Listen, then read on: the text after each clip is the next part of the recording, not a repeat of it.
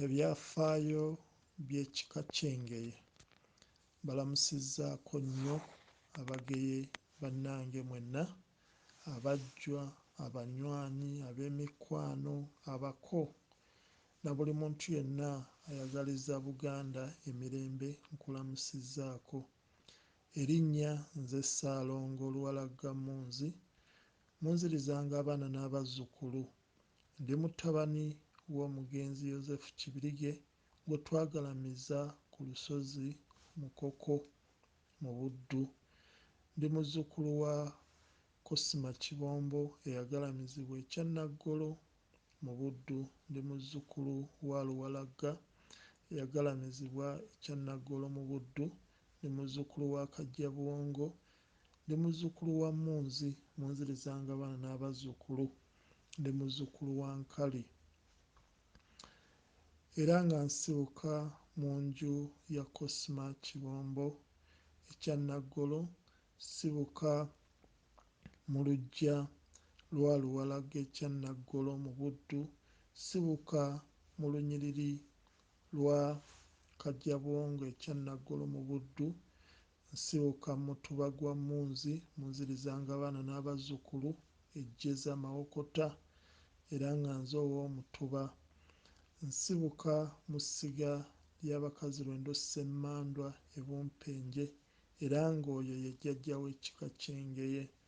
Nsibuka mu kasolya k'ekika ky'Engeye e Busujja Zibaale mu Busiro era nga jjajja akakulira akasolya ye Omutaka Sheba Kakande Kibirige Kasujja Kyesimba ow'omunaana. Oyo nno nga yantembeeta n'antuusa ewa Ssaabasajja Kabaka wa Buganda. Nsanyukira wamu nammwe abafunye ebirungi, Mukama yeebazibwe, ate era mu ngeri y'emu nnyololera wamu nammwe abafunye ebizibu eby'enjawulo. Nsaba Allah abayambe mu bivvuunuke, abalwadde n'abalina abalwadde, mwenna mwenna nsaba Mukama abasuuse. Abantu baffe abatuvudde ku maaso, abo abagenze okulunda embogo, abagenda okulunda ente bakomawo, nsaba emyoyo gyabwe Omutonzi agiramuse kisa. Nawulidde nti muzzukulu wange omujjwa Jakana Nadduli yakwatiddwa era ali mu nkomyo sayidi z'eyo e Bulemeezi. Nsaba tumusabire era asobola okugenda n'amulabako. Ensonga gwe nange zisobola okutusibya naffe leero lulwe enkya lwaffe, kubanga ensonga ezamusibizza zeekuusa ku byafaayo bya Buganda era Obuganda butuli mu musaayi, ate tetusobola kulekeraawo kwogera ku byaffe ebya Buganda. So nsaba tulabe nga tumusabira, ate mbasaba muleme kwetiiririra, muleme kutiiririra bajjajjammwe, muleme kutiiririra Buganda, muleme kutiiririra Nnamulondo. Nsaba bakama baffe batuwe okumanya n'okutegeera. Olwaleero lunaku lwa Nagawonye, Omuzungu lwayita Friday, essaawa tuli mu ya kalasamayanzi, enzingu ziri 16, Dimansi tuli mu ya 37, tubuzaayo Dimansi nga 15, Eddaaza tulikube olukummutwe oba tulivvuunuke.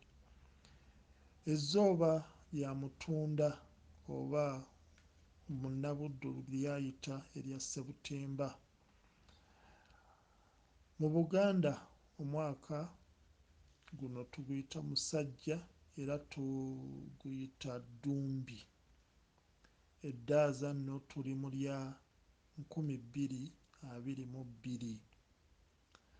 mbasaba muwulirize nnyo nga bwe tukuba omubala gw'Abageye anti guvuga nti tatuula tatuula assuulumba busuulumbi tutu tutu lifumita likyali tto bwe likula lifuuka lusenke ne likozesebwa okusereka ennyumba oba okuyiisa omwenge ogwawasa nnyabo. Amakulu buli muvubuka wenna gy'oli keera okole ng'okyalina amaanyi agakola keera okole ate bw'oba okola tobanga muvubi ssente n'ozirya kivubi wabula teekerateekera obukadde bwo teekerateekera ezzadde lyo awo nno bw'onaamera envi nga nze oleme kusabiriza. Ntuuse n'omusomo ebyafaayo by'ekika ky'Engeye. Mbasaba tuyige, tuwabule, tubuuze ate tutegeere.